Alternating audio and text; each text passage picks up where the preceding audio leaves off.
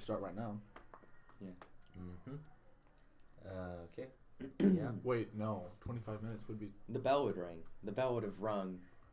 Well, 25 minutes is 1 o'clock. We'll do what we can. Yeah. Let's see what we can do. Yeah.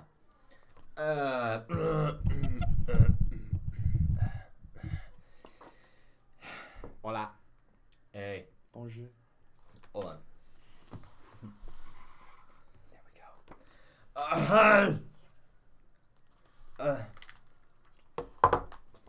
All right. We begin. Oh, are we recording now? Yes, we have been recording. All right. Okay. Not the part about the French, but unfortunately, Let's not get into that. our French-speaking audience will not have. Yes, our non-mythical French-speaking audience. No one speaks French, guys. So let's just since we're a bit short on time, let's Let's get right into the get right Quintus into it. Silmarillion. So where were we? We're in the Quintus Silmarillion. Let's chapter. just do of the enemies real quick here. Okay. Um, the bad guys. We got Melkor. We've covered Melkor. Melkor. He's Melkor. Melker. We all know about Melkor. Right. Noldor will not speak his name. They gave him the name Morgoth, Dark Enemy of the World. I love that. I love that. She's Morgoth. It's so cool. And let's see. And it was Cove Ball. He wants all of Arda anyway. The other villains. What do we have? The minor ones. Worked his evil upon Arda, and some Maiar were drawn to his splendor, either during the great music or afterwards. So now he's got the Valaraukar, aka Balrogs, demons of terror. We have, Although they have no name. and then of course we have Sauron, Mm-hmm. or Gorthaur the Cruel. And he was originally a Maiar of Aule, as was said previously. And then, of course, the most famous Balrog besides Durin's Bane, is Gothmog, which will appear later. All right. Quintus Is that the one who Silmarillion. dragged Gandalf down? Or is that No, that's Durin's Durin's Bane. That's Oh, Durin's okay. Bane. Oh, yeah, right. All right. My bad. Quintus Silmarillion. Let's start over there. Okay. Well, hold on. Are we going to actually read through and stop summarizing, or what? Let's do a little read through. All right. Okay. It is told among the wise of the first war began before Arda was fully shaped, and ere yet there was anything that grew or walked upon earth, and for long Melkor had the upper hand. But in the midst of the war, a spirit of great strength and hardihood came to the aid of Valar. Hearing in the far heaven that there was battle in the little kingdom, and Arda was filled with the sound of his laughter, so came Tulkas the strong, whose anger passes like a mighty wind, scattering cloud and darkness before it. And Melkor fled before his wrath and his laughter, and forsook Arda. And there was peace for a long age. And Tulkas remained and became one of the Valar of the Kingdom of Arda. But Melkor brooded in the outer darkness, and his hate was given to Tulkas forever after. So with the outer darkness, you have basically you have the edge of Middle Earth, and then you have like these outer seas, and there's this big wall. It's called like the Wall of Night around Middle Earth. So it's a flat Earth. As of right now, it's basically flat. Yes, and it's not Middle Earth. It's Arda. Sorry, Middle Earth is not Oman. All right, onwards. In the time, the Valar brought order to the seas and the lands and the mountains, and Yavanna planted at last the seeds that she had long devised. And since when the fires were subdued or buried beneath the primeval hills, there was need of light, Aule, at the prayer of Yavanna, wrought 2 mighty lamps for the lighting of the Middle Earth, which he had built and aimed across the the encircling seas. Then Varda filled the lamps, and Manwë hollowed them. And the Valar set them upon high pillars, more lofty far than are any mountains of the later days. One lamp they raised near to the north of Middle Earth, and it was named Illuin. Illuin? Illuin, I think. Illumin. Illuin. Illuin. and the other was raised in the south, and it was named Ormal. The light of the lamps of the Valar flowed out over the earth, so that all was lit as it were in a changeless day. Now, I'm guessing these lamps are like the sun and the moon kind of thing. This is like the creation story. Kinda. No, we go. This is the first iteration of the sun and the moon. We got 2 more to go. All right, Oh boy. you go ahead. Okay, I'll go ahead. Then the seeds that Yavanna had sown began swiftly to sprout and to burgeon, and there arose a multitude of growing things, great and small, mosses and grasses and great ferns. Oh, And- actually, just to make sure, in case it's the thing about the great lamps, it's not a metaphor for the sun and moon. They're actually giant lamps on massive pillars. Yeah. Oh, All right. okay. Well, you're It's not a dealing with like metaphor. celestial beings. Yeah, It's- yeah. Cool. All right. Anyway, back to the ferns. And great ferns and trees whose tops were crowned with cloud as if they were living mountains, but whose feet were wrapped in a green twilight. And beasts came forth and dwelt in the grassy plains or in the rivers and the lakes, or walked in the shadows of the woods. As yet no flower had bloomed, nor any bird had sung, for these things waited still their time in the bosom of Yavanna. But wealth, there I'm sorry, I'm not British, obviously. But wealth there was of her imagining, and nowhere more rich than in the midmost parts of the earth, where the light of both the lamps met and blended. And there upon the isle of Almaren in the great lake was the first dwelling of the Valar, when all things were young, and new made green was yet a marvel in the eyes of the Maker, and they were long content. Content, not happy. Now it came to pass that while the Valar rested from their labors and watched the growth and unfolding of the things that they had devised and begun, Manwë ordained a great feast, and the Valar and all their host came at his bidding. But Aluë and Tulkas were wary, for the craft of Aluë and the strength of Tulkas had been Aule and the strength of Tulkas had been at the service of all without ceasing in the days of their labor. And Melkor knew of all that was done, for even then he had secret friends and spies among the Maiar, whom he had converted to his cause. And far off in the darkness he was filled with hatred, being jealous of the work of his peers, whom he desired to make subject to himself. Therefore he gathered to himself spirits out of the halls of Ea that he had perverted to his service, and he deemed himself strong. And seeing now his time, he drew near again to Arda, and looked down upon it, and the beauty of the earth in its spring filled him the more with hate. And as we'll see, he really doesn't like festivals. You'll notice that festivals really bring out the worst in Melkor. What a party pooper. I don't know. He is like a toddler. I keep telling you. Yeah, He's a toddler. I'll pick up, I guess. Go ahead. Now therefore the Valar were gathered upon Almoran, fearing no evil. And because of the light of Illuin they did not perceive the shadow in the north that was cast from afar by Melkor, for he was grown dark as the night of the void.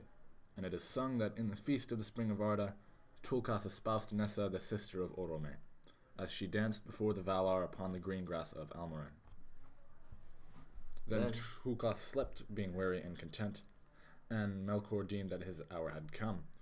And he passed therefore over the walls of the night with his hosts, and came to Middle-earth, far in the north, and the Valar were not aware of him. Don't drink and drive, kids. I don't know. Or like, I noticed that like in fantasy novels in general, whenever somebody drinks, they immediately get passed out drunk. Yeah. Well, that's because it's usually like an enchanted beverage. It's an enchanted spirit. knock you Alright. flat on your Now, Melkor began the delving and building of a vast fortress deep under earth, beneath dark mountains where the beams of Illuin were cold and dim. This stronghold was named Utumno, and though the Valar knew not of it as yet, nothingless, the evil of Melkor and the blight of his hatred flowed out thence, and the rivers were choked with weeds and slime. And fens were made, rank and poisonous, the breeding place of flies, and the forests grew dark and perilous, the haunts of fear, and the beasts became monsters of horn and ivory and dyed the earth with blood. That's nice. Then the Valar knew indeed that Melkor was at work again, and they sought for his hiding place. But Melkor, trusting in the strength of Utumno and the might of his servants, came forth suddenly to war and struck the first blow. Here the Valar were prepared, and he assailed the lights of Illuin and Ormal and cast down the pillars and broke their lamps. R.I.P. Sun and Moon number 1. Broke the moon. Oh no. I mean, they're not really the Sun and Moon, but It's not made out of cheese, guys. It broke. R.I.P. Lights number 1. All right. In the overthrow of the mighty pillars, lands were broken and seas arose in tumult, and when the lamps were spilled, destroying flame was poured out over the earth, and in the shape of Arda and the symmetry of its waters and its lands were marred in that time, even more than they were before, I guess, so that the first designs of the Valar were never after restored. And I'll just finish this section. In the confusion and the darkness, Melkor escaped, though fear fell upon him, for above the roaring of the seas he heard the voice of Manwë as a mighty wind, and the earth trembled beneath the feet of Tulkas. But he came to Utumno, ere Tulkas could overtake him, and there he lay hid. And the Valar could not at that time overcome him, for the greater part of their strength was needed to restrain the tumult of the earth, and to save from ruin all that could be saved of their labor. And afterwards they feared to rend the earth again, until they knew where the children of Ilúvatar were dwelling, who were yet to come in a time that was hidden from the Valar. So I guess they're just, sort of... Clueless, trying to, No, they're not even Right awake. on They're this. just sort of, infinitely asleep underground somewhere. It's like, he can't just make them appear? I don't know. Whatever. It's very complicated. It's very So they don't want to mess up the earth anymore because the elves are just lying for thousands of years, just lying down. So I don't know. They're taking Alright. a very long nap. They need to wake up. Alright, you want me to pick up? Sure. Thus ended the spring of Arda. The dwelling of the Valar upon Almersen was utterly destroyed. Almeren? Where'd I get Almersen? I think it's a... Yeah, it just reminds me of a Spanish word, I think. And they had... The department store. Really? Yeah. The department store was destroyed. He destroyed the apartment store. They would find no more, Gucci. Bye bye. Versace was no more. And they had no abiding place upon the face of the earth. Therefore they departed from Middle-earth and went to the land of Aman. Amon. I think the emphasis is on the second A. That's how I've always thought. Well, you know what? He could have put some kind of accent mark or something over it like he does every single other proper But noun. no. No. This is the one he decided he wanted to be ambiguous. The westernmost of all the lands upon the borders of the world. For its west shores looked upon the outer sea, that is called by the elves Achaia. Achaia? Achaia? I Or think it's Achaia? probably Achaia. Achaia? Okay, whatever. Achaia's better. Encircling the kingdom of Arda, how wide is the sea? None known but the Valar, and beyond it are the walls of the night. But the shores of Aman were the uttermost end of the Belegaer, I don't know. the great sea of the west. And since Melkor was returned to Middle-earth, and they could not yet overcome him, the Valar fortified their dwelling, and upon the shores of the sea they raised Pelori, the mountains of Aman. I don't know if it is Aman, because doesn't Mount Doom called Amon Amarth? But it's spelled Amon. Do you have a pronunciation guide in the back of that? Mount Doom is called Orodruin. Are you sure? Yes. So then what's Amon Amarth? I don't know. Because I remember there was some geographic location that's called Amon Amarth. Maybe in other parts of Middle-earth. Let's look at our maps, shall we? I think... Alright, if you have your Simarillion copies, please turn to the... I mean, I don't remember that being in the standard language. Hold on. So basically, Goodness me, I can't remember where my map is. I think it's in the middle of my edition. Mine's at the end. I might have a few at the end. Let's see here. Yeah, it's in the middle of mine. Somewhere. So basically, this episode is turned into how to pronounce certain words. And But wasn't it always, though? Yeah. true. Wait, here it is. Amon Amarth. Mount Doom, the name given to. So it's another Orodruin name as for fires Mount Doom. awoke. When its fires awoke again after Sauron's return from Numenor. I always thought Amon was like Amon, Amon Hen or Amon. Yeah, Amon that's Sul. true. Anyways, I think Amon versus Amon is different. I don't know. All right, back to where we were. there's no pronunciation back here. Highest upon mountains of Aman, highest upon earth, and above all the mountains of Pelori was that highest upon whose summit Manwë set his throne. Tenquentil, the elves named that holy mountain, and Olosi Alose? I think it's Taniquetal and Oyolase. Oyolase. Everlasting whiteness. And Elerina crowned the stars, and many names beside. But the Sindar spoke of it in their later tongue as Amon Ulius. From their halls upon Tanquential, Manwë and Varda could look across the earth, even into the furthest east. So, their ice palace or whatever. Behind the walls of Pelori, the Valar established their domain in the regions which is called Valinor, and there were their houses and their gardens and their towers. In that guarded the land the Valar gathered great stores of light and all the fairest things that were saved from the ruin, and many others yet fairer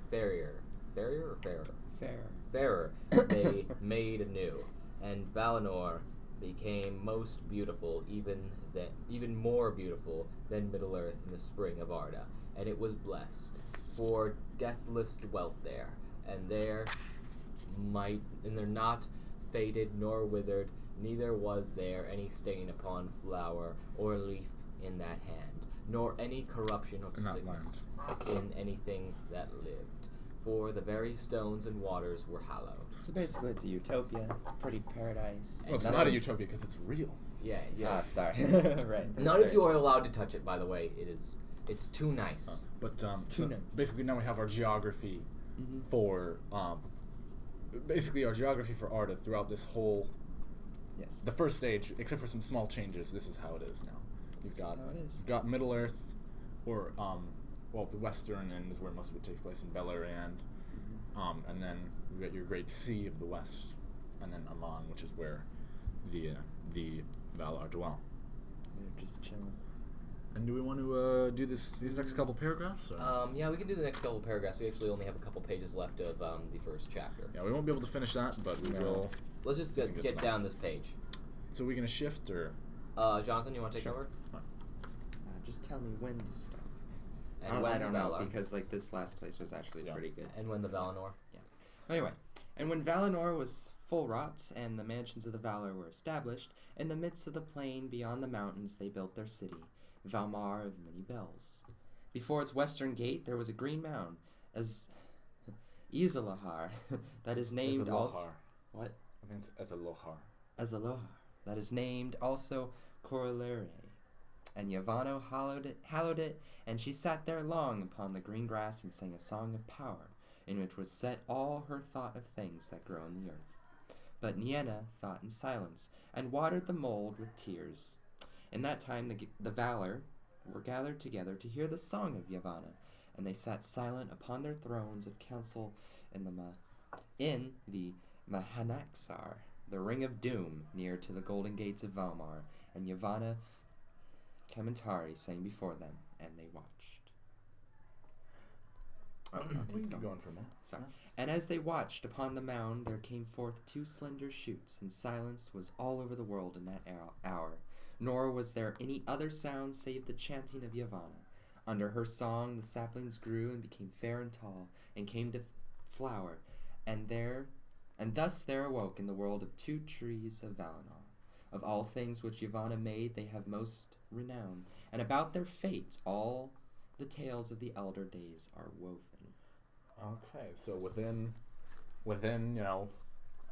just making a mountain range, that's pretty easy. Now we've got our new light sources, of course. Yeah. So we have the two trees, which are called Telperion and Laurelin. I believe Telperion is is the silver one, and Laurelin is the golden one, sort of like the sun and the moon.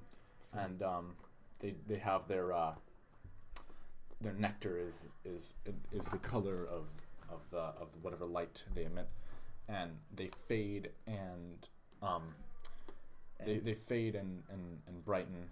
I know this got to be another word. They wax and wane in coaction with each other. So at the moment when their light is equal, that's basically your twilight or your sunset. So Sun and Moon number 2. Sun and Moon number 2. Basically, yeah. And if we may just get a quick recap here, they had a big party. Tulkas got drunk, fell asleep on the job. Melkor showed up, broke their lights.